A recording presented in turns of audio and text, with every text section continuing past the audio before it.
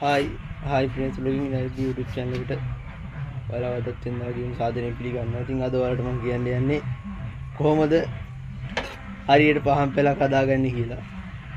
එතකොට මේ ඉන්නේ අපේ සීයා.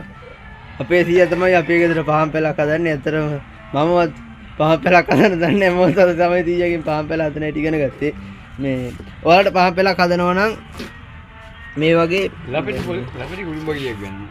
මේ වගේ ලපටි කුරුම්බ ගෙඩියක්. එහෙම නැත්නම් ලපටි තැඹිලි ගෙඩියක් පාවිච්චි කරන්න ඕන.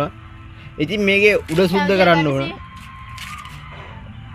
උඩ ටික සුද්ධ කරන්නත් ඕන. ඊට පස්සේ යට හරියත් බිම තියන්න පුළුවන් විදිහට ඔව් දෙකේම සුද්ධ කරන්න ඕන. සුද්ධ කරලා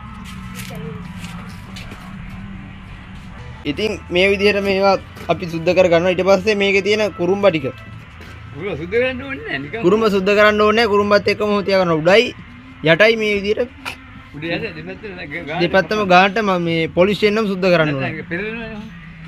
පෙරලෙන්නේ නැති වෙන්න ගානට මේ යට සොෆ්ට් එකට තියනවා. ඉතින් ගන්න කල්ටි ගෙඩියකුයි තැඹිලි ගෙඩියකුයි. ඊට පස්සේ ඕන එක පාවිච්චි කරලා මේ වගේ කියන්නේ මේ පාටම නෙමෙයි කපුරෙද්දක් අරගෙන කපුරෙද්ද කපලා නම්බර හැම කෙනෙක් බෑ ඔක දෙන්නේ නැහැ. තමයි ඔක ගන්නවා ලී කෑලි ගන්නවා.